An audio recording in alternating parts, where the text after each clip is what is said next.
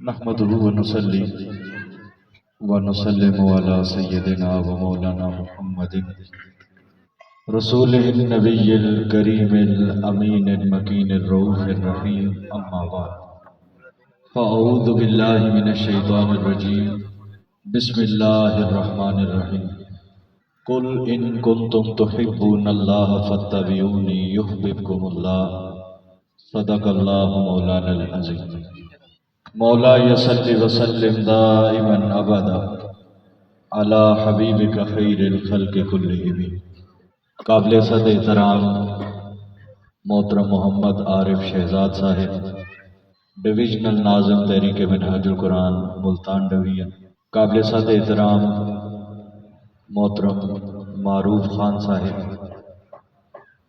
صدر تحریک منہاج القرآن میاں چنو، اور تحریک منہاج القرآن میاں چنو کے جتنے عہدیداران، ذمہ داران، رفقا اور کارکنان تشریف فرما ہیں۔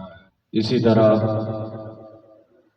تحریک منہاج القرآن ضلع ساہیوال بی سے محترم ڈاکٹر اشتیاق صاحب، جو ساہیوال بی کے ضلعی صدر بھی، آپ تشریف فرما ہیں، اور آپ کے ساتھ چیچا وطنی اور کسوال سے جو احباب تشریف فرما ہیں۔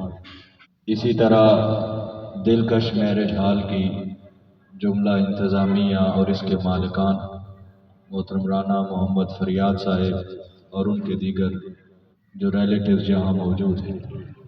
آج کا یہ درس عرفان القرآن کیونکہ الف 41 کا یہ پہلا اور افتتاحی درس قرآن، جس طرح اس دلکش میرج ہال کا آج افتتاح ہے، ویسے الف 41 میں یہ درس عرفان القرآن کا بھی آج افتتاح۔ تو میں اس مناسبت سے آج چند چیزیں آپ کے سامنے جو عرض کرتا ہوں، ابتداءً میں کچھ چیزیں وہ عظمت قرآن کے حوالے سے عرض کروں، اور اپنی گفتگو کا اختتام وہ عظمت صاحب قرآن کے حوالے سے کروں کہ ہمیں اس نشست میں قرآن مجید کی محبت کی طرف بھی رہنمائی ملے، اور صاحب قرآن تاجدار کائنات علیہ الصلوۃ والسلام ان کی محبت کو سمجھنے کے لیے بھی رہنمائی نصیب۔ اب جہاں تک قرآن مجید کی عظمت، اس کی حقانیت اور اس قرآن مجید کی فضیلت کی بات، اس کو سمجھنے کے کئی گوشے ہیں۔ سب سے اہم اور بنیادی بات یہ ہے کہ اللہ رب العزت نے اس قرآن کے شروع میں ایک اعلان کیا، اور وہ اعلان بھی آج سے 15 صدیاں پہلے کیا، اور اعلان یہ کیا کہ ذالک الکتاب لا ریب فیہ، اے لوگو یہ وہ کتاب ہے جس کے اندر کوئی شک ہے ہی نہیں۔ اب اگر ہم سمجھیں کہ قرآن مجید کو پڑھنے والے وہ جہاں مسلمانوں کو توفیق ملتی ہے، شرف ملتا ہے جو قرآن پڑھتے، یہ تو چلے قرآن کو ماننے والے ہیں تو قرآن پڑھ رہے، جبکہ قرآن مجید تو ان لوگوں کے پاس بھی ہے جو قرآن نہیں مانتے، جو اس پر ایمان ہی نہیں رکھتے۔ وہ ہر لمحہ اسی سوچ میں ہے، وہ ہر لمحہ اسی تلاش میں ہے کہ ہم قرآن کی کوئی ایک بات نکال لیں جس کو بنیاد بنا کر ہم قرآن پہ شک وہ شروع کر دیں، ہم قرآن کی عظمت کو معاذ اللہ وہ کم کرنا شروع کر دیں۔ اللہ رب العزت نے یہ بات ہر بندے کے لیے کہہ دی ہے، ذالک الکتاب لا ریب فیہ، اے قرآن کو ماننے والو، جب تم قرآن پڑھو تو اس یقین سے پڑھو کہ میں ایسی کتاب پڑھ رہا ہوں جس میں کوئی شک ہے ہی نہیں، اور جو قرآن پر ایمان نہیں لاتے، قرآن کو نہیں مانتے، اس کی حقانیت کے قائل نہیں ہے، اللہ نے ان غیر مسلموں کو، کافروں کو، مشرکوں کو، قرآن کے دشمنوں کو، انہیں بھی یہ بات کر دی ہے، ذالک الکتاب لا ریب فیہ، تم ایک مرتبہ نہیں، 2 مرتبہ نہیں، 100 مرتبہ بھی قرآن کو پڑھ لو، الحم سے والناس تمہاری نگاہیں تھک جائیں گی، لیکن قرآن کی کوئی بات کبھی جھوٹی ہو ہی نہیں سکتی، اس میں کوئی شک ہے ہی نہیں، کسی قسم کا کوئی شک نہیں، نہ اس چیز میں کوئی شک ہے کہ یہ اللہ کی طرف سے نازل ہوئی یا نہیں، یہ بھی حق ہے کہ یہ اللہ کی طرف سے ہی نازل ہوئی،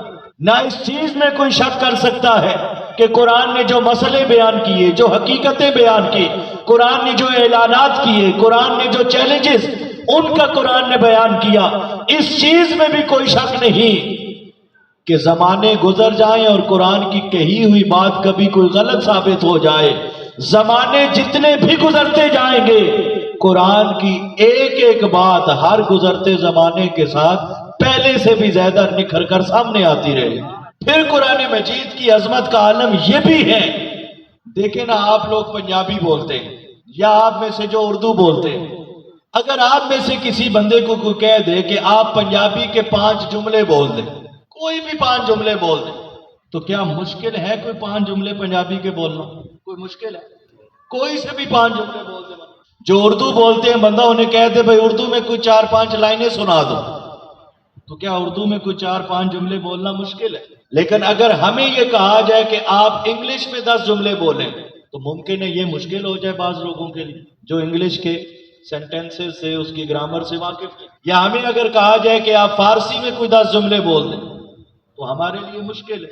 یا ہمیں کوئی کہے آپ عربی میں کوئی 4 جملے بول دیں تو مشکل ہو سکتی ہے، کیونکہ عربی یا فارسی یا انگلش یہ ہماری مادری زبان نہیں ہے۔ ہماری مادری زبان ہے اردو یا پنجابی، اس میں ہمیں جملے بولنے میں کوئی مشکل نہیں۔ اب یہ مثال ذہن میں رکھ کے پھر دیکھیں کہ قرآن نازل ہو رہا ہے عربی میں، اور جس خطے میں قرآن نازل ہو رہا ہے ان کی مادری زبان بھی عربی ہی تھی، ان کی مادری زبان بھی عربی تھی، وہ صبح و شام عربی بولتے تھے، ایک ایک نشست میں وہ 1000 شعر کہہ دیتے تھے، انہیں عربی کے 2-4 جملے بولنے میں کوئی مشکل نہ تھی۔ لیکن قربان جائے قرآن کی عظمت پر، قرآن کی حقانیت پر، قرآن کے حق ہونے پر اللہ رب العزت نے کہا کہ اے اہل عرب وَإِن كُنتُمْ فِي رَيْبٍ مِّمَّا نَزَّلْنَا عَلَىٰ عَبْدِنَا فَأْتُوا بِسُورَةٍ مِّن مِّثْلِهِ، اللہ نے کہا کہ اگر اس قرآن کے اندر تمہیں کوئی شک ہے، اس کے نازل ہونے میں، اس کے حق ہونے میں، اس کے سچ ہونے میں اگر تمہیں کوئی شک ہے تو اللہ نے کہا کہ تمہیں اوپنلی میں چیلنج دیتا ہوں، تم اکیلے نہیں اپنے ساتھ 10 ملانا چاہو یا 100 ملانا چاہو، تم وہ بندے بھی ملا لو، 1-2 دن نہیں، ہفتہ 10 دن، مہینے بھی لے لو۔ اللہ نے کہا کہ تم اس قرآن جیسی کوئی ایک صورت ہی تو بنا کے دکھا دو۔ اور جب یہ آیت نازل ہوئی وَإِن كُنتُمْ فِي رَيْبٍ مِّمَّا نَزَّلْنَا عَلَىٰ عَبْدِنَا، حضور علیہ السلام نے سورۃ الکوثر کئی دنوں تک وہ سینے کعبہ میں سامنے لکھوا کے لٹکائی ہوئی تھی تاکہ لوگوں کو پتہ چل جائے کہ سورۃ البقرہ تو بڑی سورت ہے، آل عمران بڑی سورت ہے، النساء بڑی سورت ہے، لفظوں کے اعتبار سے سب سے مختصر سورت وہ سورہ کوثر ہے۔ حضور نے انہیں کہا تم صبح و شام عربی بولتے ہو، اس سورہ کوثر جیسی کوئی 3 آیتیں ہی بنا کے دکھا دو۔ یہ قرآن کی عظمت نہیں تو اور کیا ہے؟ عربی بولنے والے بھی جو صبح و شام عربی بولتے ہیں، جملے بولتے ہیں، شعر بولتے ہیں، مضمون بولتے ہیں، عربی میں تقریریں کرتے ہیں، سب کچھ کرتے رہے، لیکن قرآن جیسی کوئی ایک صورت بھی بنا نہ سکے۔ اس چیز کا منہ بولتا ثبوت ہے کہ لوگوں تمہاری باتیں اور ہیں، رب کا کلام اور ہے۔ سبحان اللہ۔ ایک بندے نے ہمت کی، اس نے ہمت کی، قرآن کی جو سورت ہے نا القاریہ ما القاریہ وما ادراک ما القاریہ، یہ قرآن کی جو سورت ہے اسی بحر میں وہ ہے الحاقۃ ما الحاقہ وما ادراک ما الحاقہ۔ اس تناظر میں ایک پاگل آدمی نے ہمت کی اور اس نے کہا جی میں بناتا ہوں سورت۔ اب اس نے سورت کیا بنائی؟ حاجی مطیع الرحمن صاحب، اس نے سورت بنائی الفیل مل فیل وما ادراک ما الفیل۔ فیل عربی میں کہتے ہیں ہاتھی کو، جیسے قرآن کی بھی ایک سورت ہے نا سورہ فیل، الم تر کیف فعل ربک باصحاب الفیل، وہ فیل عربی میں کہتے ہیں ہاتھی کو۔ اس پاگل آدمی نے کئی دن لگا کے اس نے کہا جی میں بناتا ہوں۔ اس نے کہا کیا بنا ہے؟ اس نے کہا جی الفیل مل فیل وما ادراک ما الفیل، جس کا ترجمہ یہ بنتا ہے وہ کہہ رہا ہے الفیل ہاتھی، وما ادراک ما الفیل، پس آپ کیا جانے ہاتھی کیا ہے۔ اس بنانے والوں کو اس کے ساتھیوں نے جوتے مارے کہ تمہارا دماغ تو نہیں خراب، ساری کائنات جانتی ہے ہاتھی کیا ہے، یہ تم نے کیسی عجیب بات کر دی۔ اللہ نے تو کہا نا القاریہ تو ملقاریہ، اللہ نے تو آخرت کی بات کی کہ وہ جب آخرت آئے گی اس کے اندر آخرت کا کیا حساب ہوگا، کیا اس کا منظر ہوگا، یا الحاقہ تو ملحاقہ، وہ جو ایک سور پھونکا جائے گا اس وقت کیا مناظر ہوں گے۔ اللہ نے تو بات کی ہے مستقبل کی، کیونکہ یہ منظر تو کسی نے دیکھا ہی نہیں ہے۔ اس نے جب کہا نا الفیل ملفیل وما ادراک ملفیل، اس کے اپنے لوگوں نے جوتیاں ماری اور بالآخر سب نے تسلیم کر لیا کہ ہم صبح و شام بے شک عربی بولتے ہیں لیکن ہماری عربی اور ہے، رب کا قرآن اور ہے۔ یہ قرآن کی عظمت ہے۔ پھر لفظ قرآن کے اندر بڑی حکمتیں ہیں۔ یہ جو لفظ ہے نا قرآن کے اندر بڑی حکمتیں ہیں۔ لفظ قرآن، ائمہ لغت نے کہا کہ لفظ قرآن 4 مختلف مصدروں سے بنا۔ وقت نہیں ہے، میں چاروں کی طرف نہیں جا رہا، میں صرف 2 عرض کر دیتا ہوں۔ انہوں نے کہا جو لفظ قرآن ہے اس کے مادہ اشتقاق جو ہے 4 مختلف ہیں۔ پہلا قرآن کا مادہ یہ ہے کہ قرآن جو ہے یہ قرانا سے، قرانا کہتے ہیں ملنے کو۔ کس کو کہتے ہیں؟ یہ لفظ ساتھ دہرائیے گا اور پھر دیکھیے گا قرآن کی عظمت ہے کیا۔ قرآن کس سے ہے؟ قرانا، قاف را اور نون، اس مصدر سے، مادہ اشتقاق سے۔ بعضوں نے کہا کہ قرآن جو ہے وہ قرانا سے نکلا ہے، اور قرانا کہتے ہیں ملنے کو، ملانے کو۔ قرانا شیء بشیء، فلاں نے فلاں چیز کو فلاں چیز کے ساتھ ملا دیا، اس کو عربی میں قرانا کہتے ہیں کہ کسی چیز کو کسی چیز سے جب کوئی جوڑ دیتا ہے، ملا دیتا ہے، اس ملانے کو عربی میں قرانا کہتے ہیں۔ اب قرآن اگر قرانا سے ہے تو قرآن کا یہ معنی ہے کہ قرآن کا ہر حرف دوسرے حرف سے جڑا ہوا ہے، پھر حروف مل کر الفاظ سے جڑے ہیں، پھر الفاظ مل کر آیتوں سے جڑے ہیں، پھر آیتیں مل کر رکوع سے جڑے ہیں، رکوع مل کر سپاروں سے جڑے ہیں، اور جب سپارے سارے یکجا ہوتے ہیں تو وہ قرآن بن جاتا ہے۔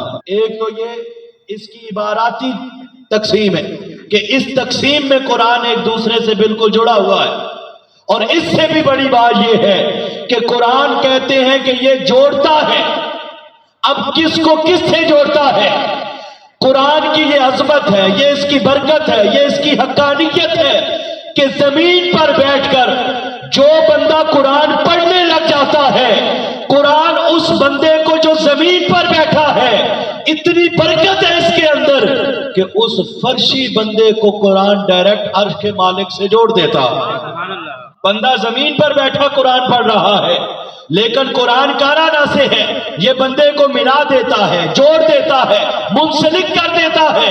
جو زمین پر بیٹھ کر قرآن پڑھتا ہے، قرآن اس زمین پہ بیٹھنے والے کو ڈائریکٹ مالک کے کائنات سے جوڑ دیتا ہے۔ نعرہ تکبیر، نعرہ رسالت، نعرہ حیدری، عظمت قرآن، عظمت قرآن۔ مولا کائنات علی المرتضیٰ کرم اللہ وجہ الکریم فرماتے ہیں کہ لوگوں جب میرا دل کرتا ہے کہ میں اللہ سے باتیں کروں تو میں نماز پڑھنا شروع کر دیتا ہوں۔ پھر دیکھیے وہ کہتے ہیں جب میرا دل کرتا ہے کہ میں اللہ سے باتیں کروں تو میں نماز پڑھنا شروع کر دیتا ہوں، اور فرماتے ہیں جب علی کا دل کرتا ہے کہ اللہ علی سے باتیں کرے تو فرماتے ہیں میں قرآن کھول کے وہ پڑھنا شروع کر دیتا ہوں، ایک ایک آیت پڑھتا جاتا ہوں، گویا میں اس نتیجے پر پہنچتا ہوں کہ رب علی سے باتیں کر رہا ہے۔ سبحان اللہ۔ یعنی قرآن کی تلاوت بندے کو قرآن کے مالک اور خالق یعنی اللہ سے جوڑ دیتی ہے۔ سبحان اللہ۔ تو یہ لفظ قرآن جو ہے یہ قرانا سے اگر نکلے تو اس کا معنی ہے قرآن جوڑ دیتا ہے۔ کس کو کس سے جوڑتا ہے؟ قرآن اپنے پڑھنے والے کو رب کائنات سے جوڑ دیتا ہے۔ سبحان اللہ۔ دوسرا جو لفظ قرآن ہے، یہ لفظ قرآن جو ہے یہ حضور علیہ الصلوۃ والسلام کے ایک فرمان کے مطابق بھی کہ یہ قرآن دوسرا جو ہے یہ کس چیز سے جڑا ہوا ہے، تو یہ قرآن جو ہے یہ کوریا سے ہے۔ کوریا کہتے ہیں جمع کرنے کو، عربی میں کہتے ہیں کوریا الماء فی الحوض، فلاں آدمی نے پانی کو ایک ٹینکی کے اندر جمع کیا، تو جمع کرنے کو کوریا کہتے ہیں۔ اب اس کوریا سے بھی قرآن کا لفظ نکلا۔ اب اگر قرانا سے ہے تو پھر یہ مطلب ہوا کہ قرآن اپنے پڑھنے والے کو مولا سے جوڑتا ہے، اور اگر کوریا سے قرآن کو نکالیں تو پھر یہ مطلب بنتا ہے کہ قرآن ایسی عظیم کتاب ہے جس کے اندر چیزوں کو جمع کیا گیا. کس چیز کو جمع کیا گیا؟ کائنات کی ابتدا سے لے کر کائنات کے ختم ہونے تک اس کائنات کے اندر جتنے نبی ہیں، جتنے رسول ہیں، جتنی قومیں ہیں، جتنی امتیں ہیں، اس کائنات کے اندر اول تا آخر جو کچھ واقعات ہوتے رہے، اللہ رب العزت نے کائنات کے ایک ایک علم کو قرآن کے اندر جمع کر دیا. اب اسی قرآن کو اگر ہم پڑھیں تو دیکھیں قرآن ہمیں کہاں تک لے جاتا ہے. قرآن کہتا ہے حبیب وہ وقت بھی یاد کیجئے جب آپ کے رب نے کہا تھا کہ میں آدم کو زمین پر اپنا خلیفہ بنا رہا ہوں. یہ وہ بات ہے جو کائنات بننے سے بھی پہلے کی. گویا مطلب یہ ہوا کہ قرآن کہاں تک چیزوں کو جمع کرتا ہے. ابھی کائنات بھی نہیں بنی، قرآن ہمیں وہ واقعہ بھی آج سنا رہا ہے جمع کر کے. پھر قرآن نے ایک اور واقعہ جمع کیا. قرآن نے کہا وَإِذْ أَخَذَ اللَّهُ مِيثَاقَ النَّبِيِّينَ لَمَا آتَيْتُكُم مِّن كِتَابٍ وَحِكْمَةٍ.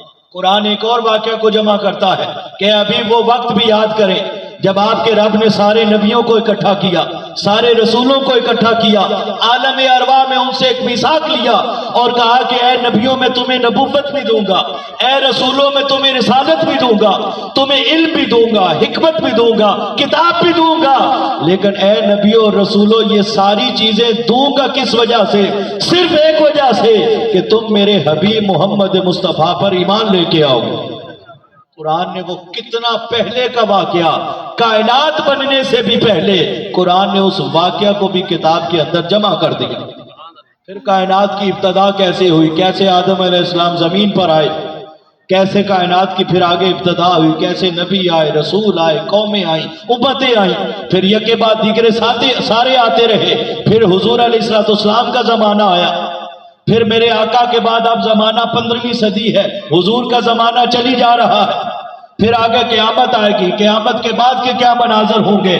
قرآن نے سارے علوم، سارے فنون ایک ہی جگہ کے اندر جمع کر دیے ہیں. جو الحمد والناس قرآن پڑھتا ہے اس کا مطلب ہے کائنات کے اندر کوئی ایک چیز ایسی نہیں کہ الحمد سے والناس جو قرآن پڑھتا ہے اس قرآن پڑھنے والے کو قرآن اس چیز کا علم عطا نہیں کر دیتا. یہ وجہ ہے کہ اللہ نے قرآن کے اندر ہر چیز کو جمع کر دیا.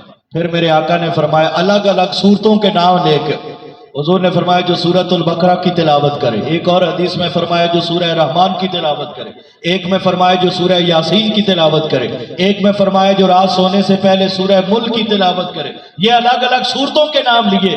حضور نے فرمایا جو ان سورتوں کی روزانہ تلاوت کرتا ہے، حضور نے فرمایا قیامت کے دن یہ ایک ایک سورت اپنے پڑھنے والے کی شفاعت کر کے جنت میں اسے اپنے ساتھ لے کے جائے. سبحان اللہ. یہ قرآن پڑھنے کی حق.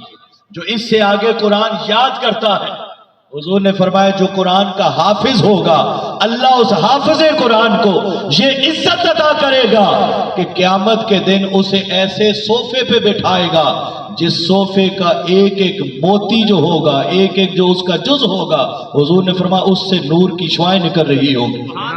پھر اس حافظ کے سر پر اللہ ایک دستار پہنائے گا، اس دستار سے نور کی شعائیں نکلیں گی. پھر حافظ کے پورے وجود سے نور کی شعائیں نکلیں گی. لوگ دیکھ دیکھ کر کہیں گے کہ یہ کون لوگ ہیں جن کو اتنی عزت عطا کی گئی. اللہ کہے گا یہ وہ لوگ ہیں جنہوں نے دنیا میں میرے قرآن کو حفظ کیا ہوا تھا. یہ وہ قرآن ہے.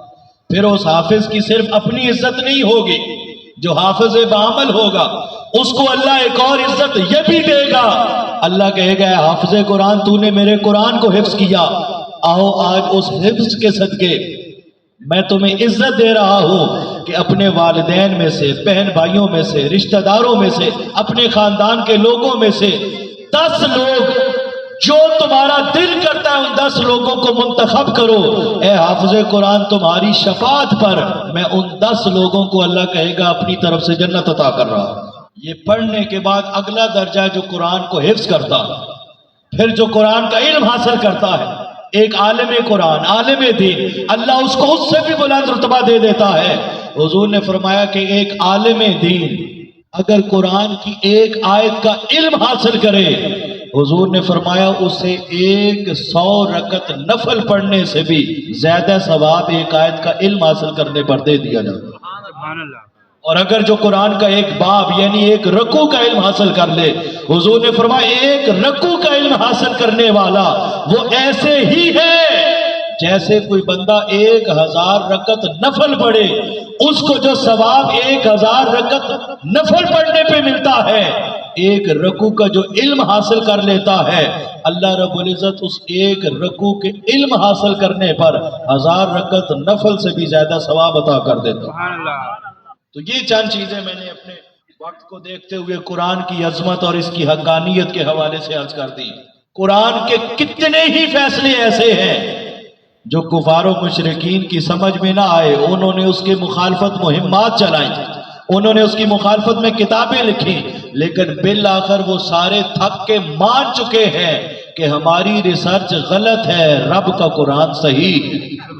اب چند چیزیں اختتام پر وہ صاحب قرآن تاجدار کائنات علیہ الصلوۃ والسلام کے حوالے سے بھی سمجھ لیں کہ قرآن کا فیض اسے ہی ملتا ہے جو اپنی گردن کو غلامی کے لیے محمد مصطفیٰ کے سپرد کر دیتا، جو حضور کے در سے جڑتا نہیں۔ قرآن کبھی بھی اپنا علم اور فہم اس بندے کو دیتا ہی نہیں۔ قرآن کی حقیقی معارف کی طرف، حقیقی علوم کی طرف، اس کے مفاہیم کی طرف قرآن اس کے لیے ہی اپنا آپ کھولتا ہے جو اپنے آپ کو حضور علیہ السلام کی غلامی کے سپرد کر دیتا۔ بغیر غلامی مصطفیٰ کے قرآن کا علم اور قرآن کے معارف کسی پہ کھل ہی نہیں سکتے۔ یہ وجہ ہے کہ اللہ رب العزت نے ایک مقام پر یہ ارشاد فرمایا، قل ان کنتم تحبون اللہ۔ اللہ کے الفاظوں پر غور کیجیے۔ اللہ رب العزت فرما رہے ہیں حبیب ان لوگوں کو کہہ دیجیے، باری تعالیٰ کیا کہوں، ان کنتم تحبون اللہ، اے لوگوں اگر تم اللہ سے محبت کرنا چاہتے ہو۔ کیا کرنا چاہتے ہو اللہ سے؟ محبت۔ پھر بولیں کیا کرنا چاہتے ہو اللہ سے؟ محبت۔ یعنی بندوں کی خواہش یہ ہے کہ ہم اللہ کے محب بنے، ہمیں اللہ کی محبت ملے۔ اللہ کیا کہہ رہے، ان کنتم تحبون اللہ، اے لوگوں اگر تم اللہ سے محبت کرنا چاہتے ہو تو پھر کیا کرو، فتبعونی، تم پر لازم ہے کہ میرے حبیب مصطفیٰ کی غلامی اختیار کرو۔ بندہ اللہ کی محبت کی طرف جانا چاہتا ہے، اللہ کی ذات اور اس کی صفات کا قرب چاہتا ہے، وہ اللہ کا محب بننا چاہتا ہے۔ اللہ اسے کہہ رہا ہے کہ میری طرف آنے کی بجائے پہلے میرے مصطفیٰ کی طرف جاؤ۔ تو اللہ نے کہا ہے لوگوں جو میری محبت چاہتے ہو، جو یہ چاہتے ہو کہ ہم رب کے محب بنے، ان لوگوں کو اللہ کہہ رہا ہے کہ میرے محب نہیں بن سکو گے۔ کب تک؟ جب تک میرے مصطفیٰ کے کامل غلام نہیں بنو۔ باری تعالیٰ اگر ہم حضور کی غلامی اختیار کریں، حضور کی محبت میں آگے بڑھیں، حضور کے قرب اختیار کریں، تو کیا پھر تو ہمیں اپنی محبت دے دے گا؟ اللہ نے کہا یحببکم اللہ، تم گھر سے چلے تھے میرے محب بننے کے لیے، اگر میرے مصطفیٰ کے غلام بن جاؤ گے تو پھر خالی رب کے محب نہیں بنو گے، تمہیں رب اپنا محبوب بھی بنا لے گا۔ گویا حضور کی غلامی، حضور کی محبت، حضور کی نسبت وہ اتنی بلند چیز ہے کہ بندے کو محب سے اٹھا کر محبوب کے مقام تک پہنچا دیتی۔ اس لیے حکیم الامت علامہ اقبال کہتے ہیں مغز قرآن روح ایمان جان دی، تین چیزیں اقبال نے کہی ہیں۔ مغز قرآن، اے لوگوں اگر اقبال سے پوچھتے ہو کہ قرآن کا مغز کیا ہے، مغز قرآن روح ایمان، اگر پوچھو اقبال سے کہ ایمان کی روح کیا ہے، اور اگر اقبال سے پوچھو کہ دین کی جان کیا ہے، اقبال کہتے ہیں مغز قرآن روح ایمان جان دین است حب رحمت للعالمین۔ اقبال کہتے ہیں اگر تمہارے دامن کے اندر مصطفیٰ کی محبت ہے، تمہارے دل کے اندر مصطفیٰ کا عشق ہے، تو پھر جان لو اللہ تمہیں قرآن کا مغز بھی دے گا، تمہیں ایمان کی روح بھی دے گا، تمہیں دین کی جان بھی دے گا۔ حضور کی محبت وہ محبت، اور اس محبت کو نیچے کسی سے نہ سیکھیں، اس محبت سے جب بھی سیکھیں وہ ان لوگوں سے سیکھیں جنہوں نے صبح و شام مصطفیٰ کے نظارے کیے۔ ان ہستیوں میں بلند ترین ہستی وہ سیدنا ابو بکر صدیق رضی اللہ تعالیٰ عنہ، سیدنا عمر فاروق رضی اللہ تعالیٰ عنہ، سیدنا عثمان غنی رضی اللہ تعالیٰ عنہ، مولا کائنات سیدنا علی المرتضی رضی اللہ تعالیٰ عنہ ان حضور کے عاشقوں سے سیکھیں کہ محبت مصطفیٰ ہے کیا. اب یہ مسئلہ بچے بچے کو پتا ہے کہ جب بندہ نماز شروع کر لے تو چاہے کوئی دنیا جہان کا کوئی بندہ بھی آ جائے، اگر بندہ اس کو دیکھنے لگ جائے گا تو نماز ٹوٹ جائے گی کہ باقی رہے گی؟ بولیے بولیے، ٹوٹ جائے گی نا. کیا یہ مسئلہ اگر ہمیں پتا ہے تو جناب ابو بکر صدیق کو نہیں پتا؟ بولیے پتا ہے. اب ابو بکر صدیق سے پوچھتے ہیں کہ آپ بتائیے حضور کی محبت ہے کیا؟ صحیح بخاری میں، صحیح مسلم میں، حدیث کی جس کتاب کو بھی اٹھائے یہ حدیث ہر کتاب میں موجود. حدیث پاک یہ 2 مرتبہ یہ واقعہ پیش آیا، میں 2 میں سے ایک سنا رہا ہوں، اور وہ یہ سنا رہا ہوں کہ سیدنا ابو بکر صدیق رضی اللہ تعالیٰ عنہ مصلی امامت پر کھڑے ہیں، صحابہ کرام کی امامت فرما رہے ہیں، نماز جاری ہے. حدیث کے الفاظ ابو ہریرہ کہتے ہیں وَهُمْ صُفُوفٌ فِي الصَّلَاةِ، ہم نماز پڑھ رہے تھے، صفوں میں کھڑے تھے، نماز جاری تھی. دوران نماز انس بن مالک کہتے ہیں حضور بیمار تھے، 3 دنوں سے مسجد تشریف نہیں لائے تھے، اتنی طبیعت خراب تھی، علیل تھے. انس بن مالک کہتے ہیں دوران نماز حضور نے اپنے حجرے سے ایسے پردہ ہٹایا. کیا کیا؟ اپنے حجرے سے پردہ ہٹایا. فکاشف النبی صلی اللہ علیہ وآلہ وسلم، اپنے حجرے سے حضور نے پردہ ہٹایا، اور پردہ ہٹا کے کیا کہتے ہیں انس بن مالک حضور ہمیں دیکھنے لگ گئے. دیکھتے دیکھتے فتبسم، تھوڑی دیر گزری تو حضور مسکرا دی. انس بن مالک کہتے ہیں حضور جو ہی مسکرائے تو حضور کے دندان سے وہ نور نکلا، پوری مسجد ہی منور ہو گئی. اب نماز پڑھ رہے ہیں، کیا کر رہے ہیں؟ نماز پڑھ رہے ہیں، نماز جاری ہے. اور اگر کوئی مسجد نبوی میں کھڑا ہو کر دیکھے، خانہ کعبہ کی طرف منہ کرے مسجد نبوی میں کھڑا ہو کر، تو حضور کا جو حجرہ بنتا ہے وہ بالکل بائیں جانب بنتا ہے، ایکسٹریم لیفٹ کی جانب. اب کوئی بندہ اگر ادھر دیکھے سیدھا تو کیا ایٹ دا سیم ٹائم وہ ادھر دیکھ سکتا ہے؟ ادھر دیکھنے کے لیے ادھر سے چہرہ پھیر کر ادھر دیکھنا پڑے گا. میں دیکھیں نا، اگر ادھر دیکھ رہا ہوں تو میں اس لمحے میں ڈاکٹر اشتیاق صاحب کو نہیں دیکھ سکتا، الا یہ کہ میں ادھر سے چہرہ پھیروں اور ان کو دیکھوں، یا میں ادھر دیکھ رہا ہوں تو میں ادھر مطیع الرحمان صاحب یا معروف خان صاحب یا ان کو نہیں دیکھ سکتا جب تک میں چہرہ ادھر سے ہٹا کر ادھر نہ دیکھوں. انس بن مالک کہتے ہیں ہم نماز میں کھڑے تھے، گویا ان کے چہرے قبلہ کی طرف تھے، اور ساتھ ہی یہ بھی کہتے ہیں حضور نے حجرے سے پردہ ہٹایا اور ہمیں دیکھنے لگ گئے. سوال ہے کہ وہ اگر ادھر دیکھ رہے تھے تو پھر ادھر کیسے دیکھ لیا، اور اگر ادھر دیکھ لیا تو پھر نماز جاری کیسے رہی؟ صحابہ کرام کہتے ہیں جب حضور مسکرائے پوری مسجد منور ہو گئی. صحابہ کہتے ہیں ہمیں 3 دنوں کے بعد حضور کی زیارت نصیب ہوئی تھی، ہم نے اپنی نماز بھی چھوڑی، اپنا قبلہ سمت ہونا بھی چھوڑ دیا، اپنی صفوں کو بھی چھوڑ دیا، سب کچھ چھوڑ کر وہ کہتے ہیں ہم مصطفیٰ کے چہرہ انور کو تکنے لگ گئے.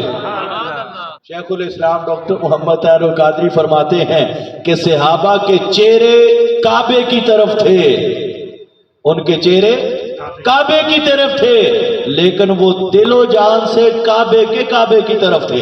ان کی سمتیں کعبے کی طرف ضرور تھی، لیکن دل اور من ان کا مصطفیٰ کی طرف ہی لگا ہوا تھا.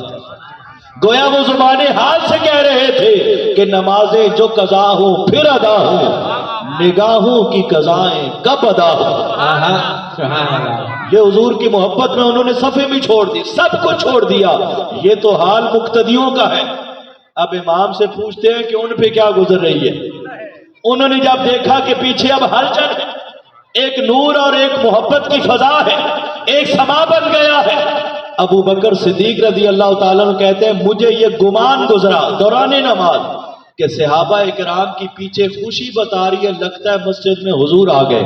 کہتے ہیں جب مجھے یہ دوران نماز خیال آیا کہ کہیں حضور ہی تشریف نہ لے آئے ہوں، کہتے ہیں میں نے اپنا مصلی امامت بھی چھوڑ دیا اور پیچھے آ گیا اس خیال سے کہ ابو قحافہ کے بیٹے کی کیا مجال کہ رسول اللہ پیچھے کھڑے ہوں اور میں آگے مصلی امامت پہ کھڑا. نعرہ تکبیر، نعرہ رسالت، نعرہ حیدری، نعرہ خلافت، कहते हैं अबू कुहाफा के बेटे की क्या मजाल कि रसूलुल्लाह पीछे हूं और मैं आगे मुसल्ला इमामत में हूं।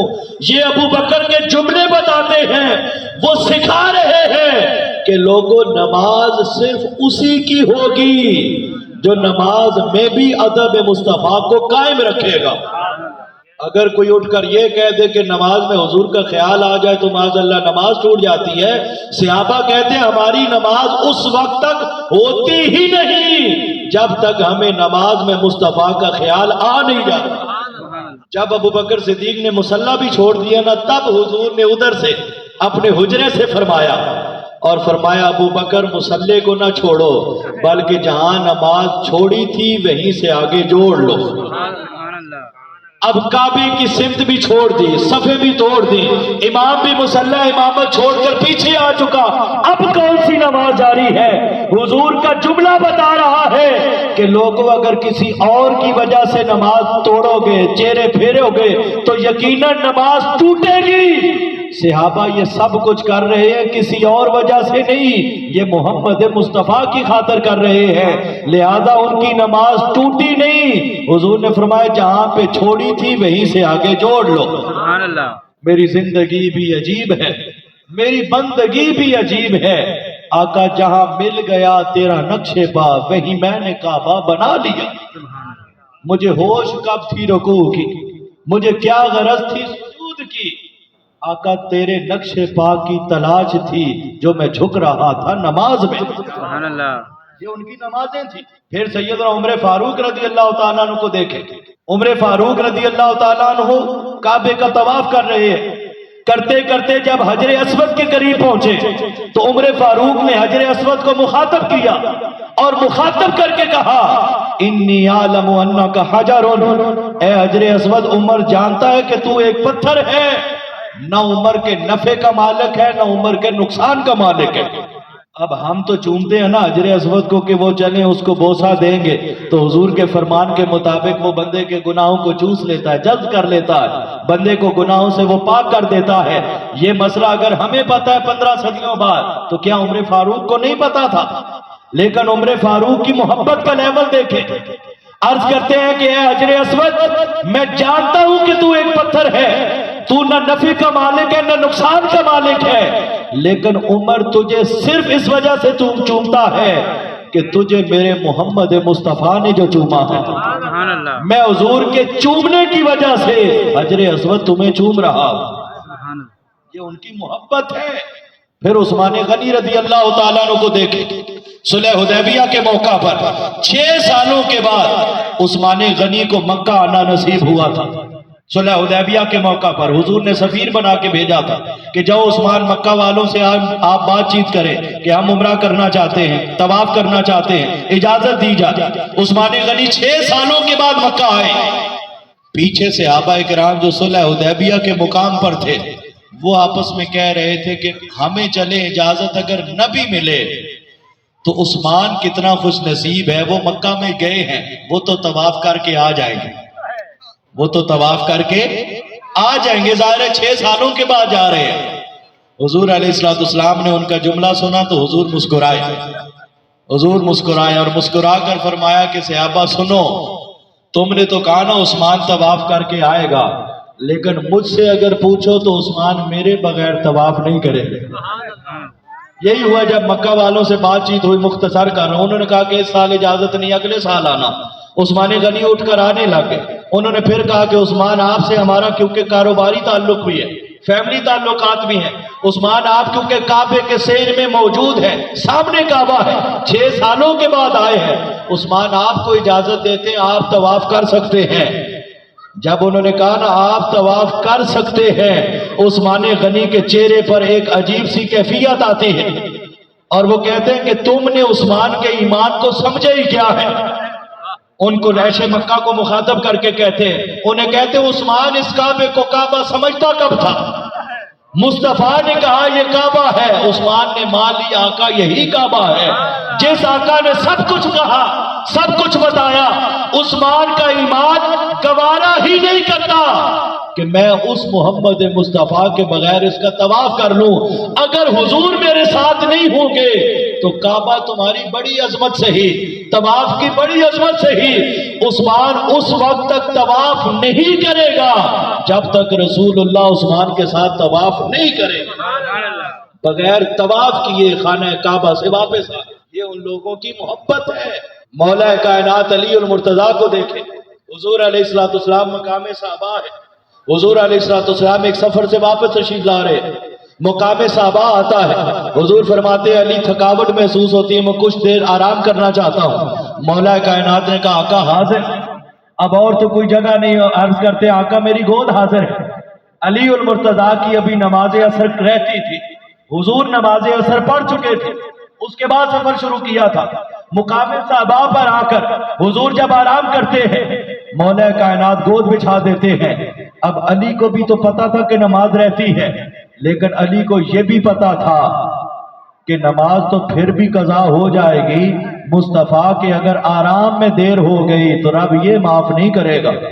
گود بچھا دیتے ہیں، حضور سنی انور رکھتے آرام کرنے لگ جاتے ہیں، یہاں تک کہ مولا کائنات ایک نظر حضور کے چہرے پہ رکھتے ہیں، ایک نظر ڈوبے ہوئے سورج کو دیکھتے ہیں۔ سورج ڈوبتے ڈوبتے ڈوبتے ڈوب جاتا ہے، جب سورج ڈوب گیا علی المرتضیٰ کی آنکھوں میں آنسو آ گئے، آنسو آ گئے۔ کیوں آنسو آیا؟ آنسو اس لیے آیا لوگوں یہ علی کی زندگی کی پہلی نماز تھی جو قضا ہوئی تھی۔ اے علی کا نام لینے والوں، علی سے محبت کرنے والوں، ان کے نام کا دم بھرنے والوں، علی تو وہ ہے جن کی یہ پہلی نماز قضا ہوئی۔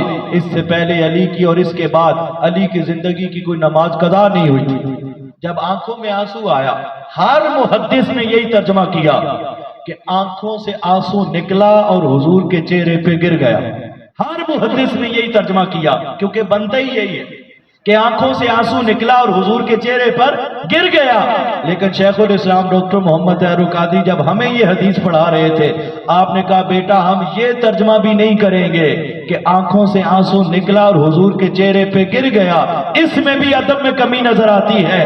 ہم یہ ترجمہ کریں گے کہ علی کی آنکھ سے آنسو نکلا اور اس نے آ کر مصطفیٰ کے چہرے کو چومنا شروع کر دیا۔ جو ہی چہرے انور پر وہ آنسو آتا ہے وہ چومنا شروع کرتا ہے، حضور آنکھ کھولتے ہیں، آنکھ کھولتے ہی حضور پہلا سوال کرتے علی کیا نماز عصر پڑھ لی تھی؟ علی عرض کرتے ہیں آقا نہیں پڑھ سکا۔ حضور نے فرمایا کیا ارادہ ہے؟ آپ پڑھ لو۔ اب جب کہا نا آپ پڑھ لو، علی اب سوالیہ نگاہوں سے حضور کے چہرے کو تک رہے کہ آقا آپ کے آرام پہ نماز قربان کروں اور پھر قضا پڑھوں؟ جب یہ مچلنا دیکھا حضور نے پوچھا علی قضا پڑھنی ہے کہ ادا پڑھنی ہے؟ اب سوال سنیے، قضا پڑھنی ہے کہ علی المرتضیٰ کا عقیدہ بھی دیکھیں، نہیں کہہ رہے آقا سورج تو ڈوب گیا اب کون سی ادا ہو سکتی ہے؟ عرض کرتے ہیں آقا پہلے تو شاید قضا ہی پڑھتا، اب آپ کا پوچھنا بتا رہا ہے کہ آپ ادا بھی پڑھا سکتے ہیں۔ اب علی قضا نہیں، اب علی ادا ہی پڑھے گا، اب علی ادا ہی پڑھے گا۔ جب حضور نے سنا نا کہ اب علی ادا ہی پڑھے گا، میرے آقا نے ہاتھ اٹھا دیے اور ہاتھ اٹھا کر دعا کر رہے ہیں اللہم ان علی فی طاعتک و طاعت رسولک فردد علیہ الشمس۔ اے اللہ علی تیری اطاعت میں تھا اور تیرے رسول کی اطاعت میں تھا، لوگوں نماز تو قضا ہو چکی، یہ رب کی کون سی اطاعت ہے؟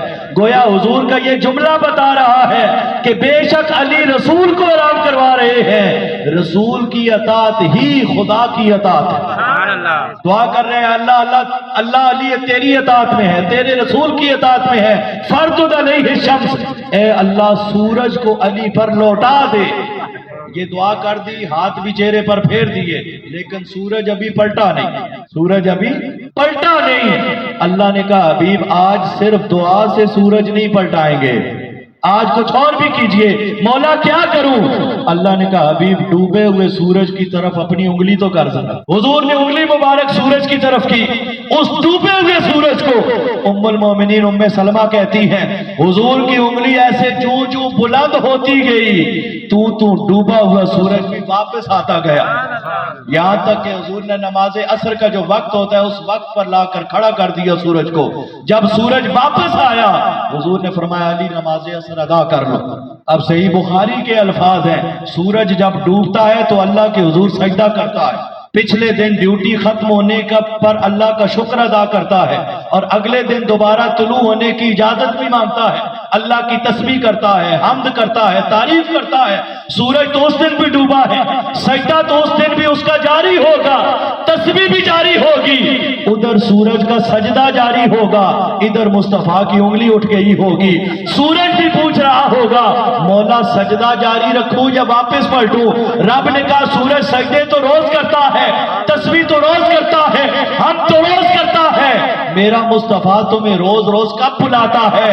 آج جیسے میرا مصطفیٰ کہتا ہے سورج تو ویسے کرتا جا، یہی آج تیرا سجدہ بھی ہے، یہی آج تیری حمد اور تسبیح بھی ہے۔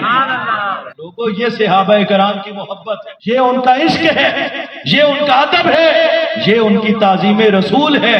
آج امت کو اس چیز کی ضرورت ہے جس کی طرف حکیم الامت کہتے تھے عشق سرکار کی ایک شمع جلال ہو دل میں، بعد مرنے کے لحد میں بھی اجالا ہوگا۔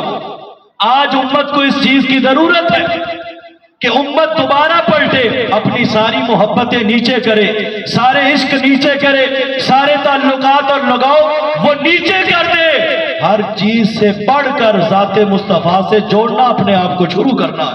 یہی وہ فکر ہے، یہی وہ پیغام ہے، یہی وہ تسلسل ہے جس کی طرف اس امت کو، اس قوم کو شیخ الاسلام ڈاکٹر محمد طاہر القادری اول دن سے پکار رہے۔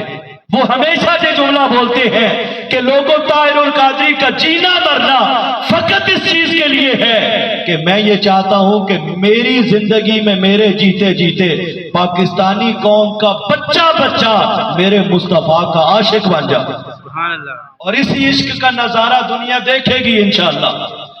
ربیع الاول کا جب چاند طلوع ہوگا آپ دیکھیں گے کہ میاں چنو والے حضور کی مہینے کا استقبال کیسے کرتے ہیں، آپ دیکھیں گے کہ تحریک منہاج القرآن چیچا وطنی والے، کسووال والے، میاں چنو والے پوری دنیا میں اور پورے پاکستان میں منہاج القرآن والے ربیع الاول کا استقبال کیسے کرتے ہیں۔ اور پھر سب سے بڑھ کر پورا ملک اور پوری دنیا دیکھے گی کہ اس سال لاہور مینار پاکستان جو 11 اور 12 ربیع الاول کی درمیانی رات حضور کے میلاد کی محفل سجے گی، پوری دنیا دیکھے گی کہ پچھلے 41 سالوں کے ریکارڈ ٹوٹ گئے ہیں، منہاج القرآن والوں نے اس سال حضور کا میلاد اس لیول کا منایا کہ اس سال حضور کے میلاد کو 15 صدیاں مکمل ہو رہی ہیں۔ کتنی صدیاں؟ 15 صدیاں۔ ان 15 صدیوں کی تکمیل پر شیخ الاسلام ڈاکٹر محمد طاہر القادری دنیا کو دکھانا چاہتے ہیں کہ دنیا والوں دیکھو محمد مصطفیٰ کا میلاد کیسے منایا جاتا ہے، اور اس مینار پاکستان کے سائے تلے آپ جا کر دیکھیے گا صرف اہل سنت میلاد منانے نہیں آئے ہوں گے، اسی منہاج القرآن کے سٹیج سے آپ کو اہل حدیث بھی حضور کی میلاد کی شان میں تقریریں کرتے نظر آئیں گے، آپ کو دیوبند بھی حضور کی میلاد کی شان میں تقریریں کرتے نظر آئیں گے، آپ کو اہل تشیع بھی حضور کی محفل میلاد میں تقریریں کرتے نظر آئیں گے، یہاں تک کہ آپ کو عیسائی بھی، سکھ بھی، ہندو بھی مصطفیٰ کی عظمت اور شان میں ترانے گاتے نظر آئیں گے۔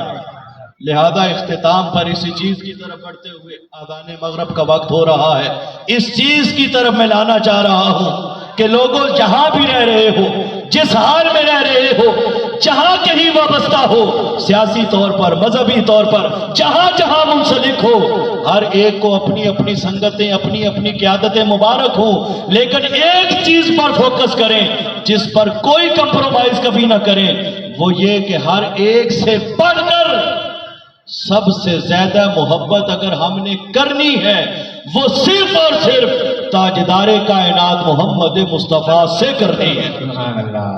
یہی محبت ہمیں یہاں بھی کام آئے گی، یہی محبت ہمیں قبر میں بھی کام آئے گی، یہی محبت ہمیں حشر میں بھی کام آئے گی، اور اللہ کی عزت کی قسم یہی محبت ہمیں جنت میں بھی کام آئے گی۔ اگر مال میں کمی ہے تو صبر کر لیں، اگر گھر اپنا نہیں تو صبر کر لیں، دیگر دنیا کی سہولتیں نہیں تو صبر کر لیں، ایک چیز پر کبھی نہ صبر کریں، اور وہ چیز جو ہے وہ محبت مصطفیٰ ہے۔ ہر ایک سے بڑھ کر دیوانہ وار حضور سے محبت کیجئے، یہی ہمارے ایمان کی روح بھی ہے، یہی ہمارے ایمان کی بنیاد بھی ہے، اور یہی ہر عاشق کا پیغام ہے، اور آج کے دور میں یہی پیغام منہاج القرآن کا بھی ہے، یہی پیغام شیخ الاسلام ڈاکٹر محمد طاہر القادری کا بھی کہ ہر ایک سے بڑھ کر حضور کی ذات کے ساتھ محبت کیجیے اللہ تعالیٰ کی بارگاہ میں دعا کرتا ہوں اللہ تعالیٰ ہم سب پہ حال پہ کرم فرمائے دلکش خیر حال والے محترم رانا محمد فریاد صاحب اور ان کے جتنے عزیز و اقربا ہیں جنہوں نے یہ آج اس کی اوپننگ کی اللہ ان کو برکت عطا کرے جتنے ساتھی تحریک منہاج القرآن کے میاں چنو کے الف 41 کے اور بالخصوص صاحبال بی کے گسوبال کے وہ ساتھی تشریف لائے ہیں اللہ تعالیٰ ہم سب کا آنا ہم سب کا بیٹھنا اپنی بارگاہ میں قبول فرمائے اور ہمیں ایسی ایک نعمت عطا کر دے کہ مولا ہمارا دل ہر وقت محبت مصطفیٰ سے بھرا رہے اسی میں ہماری کامیابی ہے اسی میں ہماری نجات اور اسی میں امت مسلمہ کی بقا ہے وما علینا الا البلاغ